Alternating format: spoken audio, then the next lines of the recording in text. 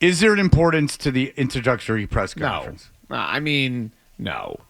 Because I don't know. Adam Gase we pretty much pegged Adam Gase as a Nick bad head Sirianni coach. was a disaster. And I would contend we don't know about Sirianni. There's a lot going. They have a ton of talent. There's a lot going on over there, dude. I mean, come on.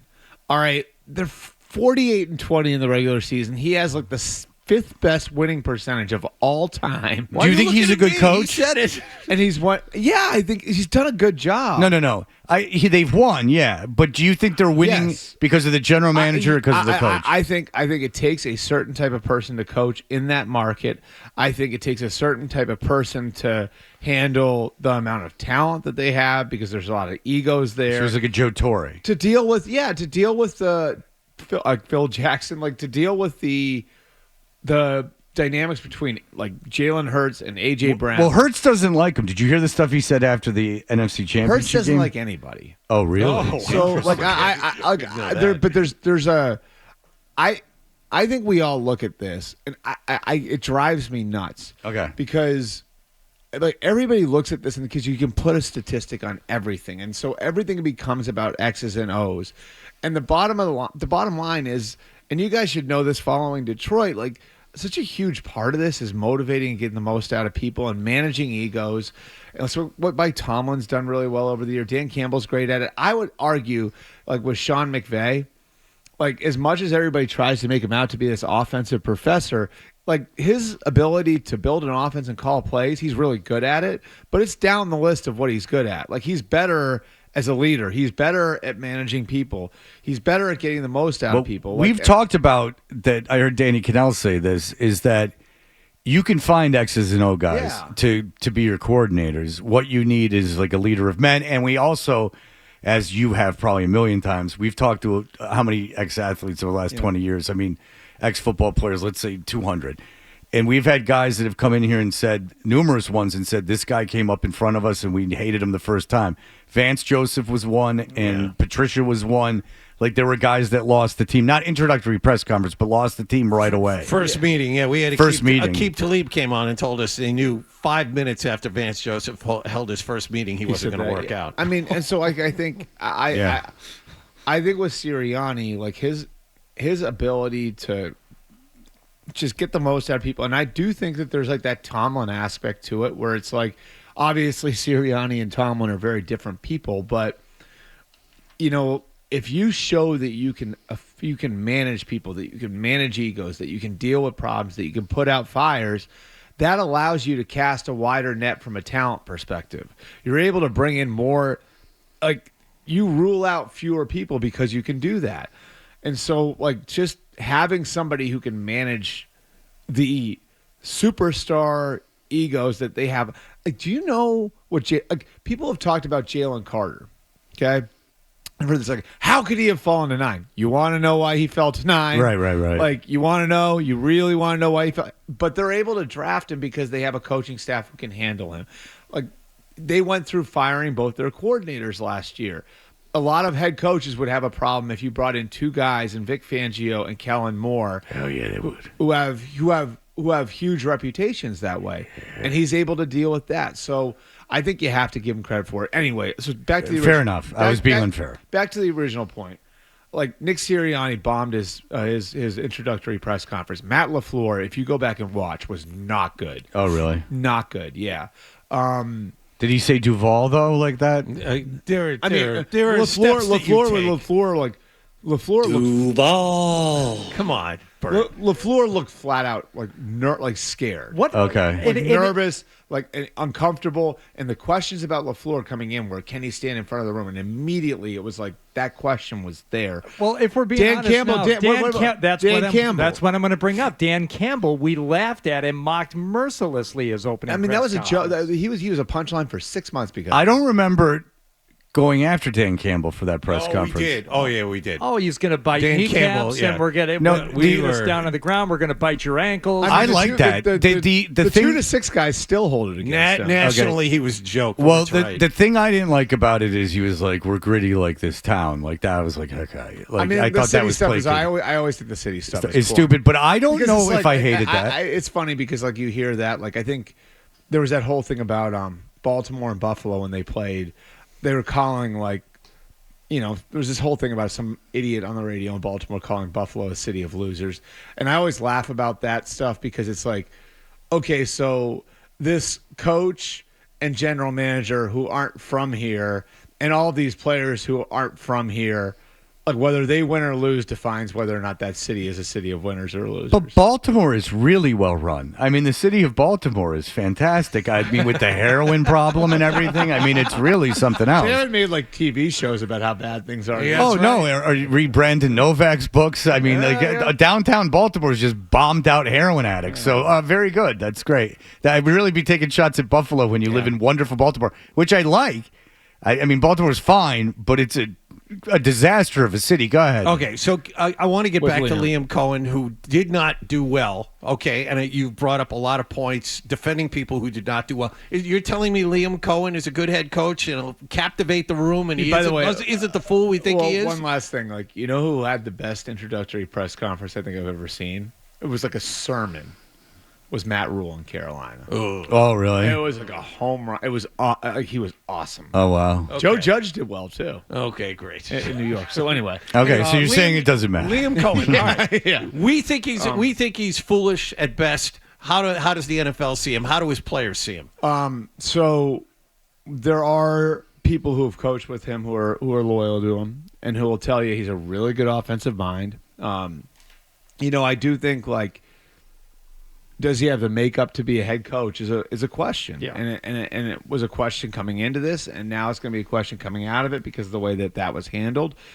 And then, I mean, I think the handling of his exit, which we talked about at length last week, is a red flag. How you go from like that, just like dumpster fire of an exit from your old place, and now all of a sudden this is not great. And a big part of that is, and I like Liam, but it's like it's about as messy a exit / entrance as you can have. He was asked about it directly, whether or not the firing of the general manager had anything to do with him agreeing to take the job. And he said, no, absolutely not. It's like, okay, you got to figure out a better way to address that because everybody knows it's so obvious what happened there. And for him just to deny it and say, absolutely not, puts you under the microscope of being and automatically paints you as a liar and someone who's just going to tell blatant untruths, right? Especially when asked a direct question. Especially when you can kind of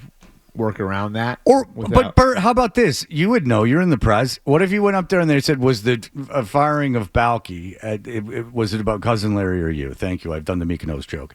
But the Perfect Strangers joke. But if they said, was the Balky firing about you, and what would it be bad if he went, yes, I wanted to bring in people I was familiar with. I wanted a change of regime here. Yeah, I mean, well, how bad would that have been? Look, like I can tell you, like what one of Parcells did it. Yeah, no, I mean, like one of the people who talked to him in the couple days leading up to the decision said to him was, "Well, you're gonna have a chance to help pick the GM," and he's like, "Yeah," and he goes, "No one gets that. Like, the only first-time head coach I can remember getting the opportunity to do that over the last 10 years."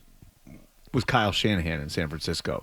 Other than that, that's exceedingly rare. Now, if it's an established head coach, that's different, right? Like if it's somebody coming in who's been a head coach, but for a first-time head coach, it's almost never like, oh yeah, you pick the GM too. Did Aaron Glenn pick the GM in New York? He helped, but he wasn't the final say. Yeah, I mean, and it's a little different. It is different. Yeah, but I mean, yeah, it was a rare opportunity to do that, and I don't know why he couldn't just acknowledge that. Okay, so let's, because I do want to talk about this. He could have just said, he could have just said, like, well, like, no offense to Trent, but the opportunity to help pick my own general manager. I don't want to lose the opportunity to talk about this. So you were at the Senior Bowl. You were talking to a bunch of people. The Patriots hold the 4th pick in the draft. Yep. Now, this is a great draft, fascinating draft. Okay, so. It's not a great draft, but okay. It's a great draft in terms of being interesting. Oh, interesting. Yeah. No. It's a great draft to ask questions about because it's not obvious. Nothing's obvious. Yep. Okay, so a bunch of questions. How many quarterbacks get taken in the top 3? If you had to estimate, and why? One. And who is that? And I don't know if it's going to be Shador or Cam. Like, neither of them. Dave Richard was like, but he is close to Miami. Dave Richard yesterday, who was at the Senior Bowl, was like full on Cam Ward's going to be the pick by Tennessee. Pelissero had both quarterbants going in the top 3. Well, that's why I asked the question. I mean, I'm saying it's possible, but I've done this enough to know. Like, I don't know that either of those guys. I know for sure neither of those guys would have been one of the first 3 quarterbacks taken last year. Sure. And I think there's a chance that neither of them would have been one of the first 6. Well, Shador Sanders, some people don't think is even. He's not physically. It's not a starting caliber quarterback in the NFL. Physically, he doesn't have the physical ability. Now, Cam Ward, I had someone who has been doing this a long time. Yesterday, 2 days ago, compare him to Steve McNair, which I thought was an interesting comp. Interesting. And if you think he's Steve McNair, then yes. That was the comp we heard yesterday with Steve McNair. Yeah. Okay, so Cam Ward, Shador Sanders. Is there a way Shador Sanders falls out of the top 10? Yeah. Okay, great. Yeah. That's interesting. Okay, now here we go. Now you're sitting at 4. Yeah. I mean, what did he measure in at? Somebody told me, like, I have to look at, like, I don't think he measured in at the Shrine Bowl, but someone said to me, now, I don't know if this is right, but somebody said to me, is he 5'11"? Oh, boy. And I don't think he is, but, like, that could be a factor, too. He ain't fast enough to be 5'11". All right, so here we are. You're sitting there, and there is talent. Now, are you hearing that Travis Hunter and Abdul Carter are the Abdul Carter? I said it on the midday show the other day. There may only be 2 real blue chip guys that are seen across the board is like, this guy is worth a top 5 pick or even a top 10 pick. And those 2 guys are Abdul Carter, the edge rusher from Penn State, and the 2-way guy from Colorado, Travis Hunter. After that, I think you're dealing with sort of a grab bag. Okay. Do you see the offensive line that a lot of people want the Patriots to draft offensive line? Do you think the draft at the top is stronger in offensive line or wide receiver after Hunter? Offensive line, I think. Oh, okay. So I mean, at receiver you got Tedero McMillan. Yeah. Who I think, like, he's a big, strong. But would he be a top 10 pick in another draft? No, but you can say that about almost anybody. But Mason Graham would be, wouldn't he? So Mason Graham is interesting. Somebody I talked to a week or 2 ago was like, he's Braden Fisk. I don't know who that is. Do you guys know who that is? Okay, so he was the Rams' 2nd-round pick last year. Now, he's played above that. Like, he's played better than that. Like, he's a really good player. But Braden Fisk was also a 2nd-round pick last year. I think he went somewhere in the 30s. So it just sort of gives you a feel for what this draft is. Like, I think Mason Graham, if you plug him into last year's class, is probably somewhere in the middle of the 1st round. Sure, I'm fine with that. And I think Will Campbell, the same thing. Will Campbell, the offensive tackle from LSU. A lot of people think he's a guard. Calvin Banks.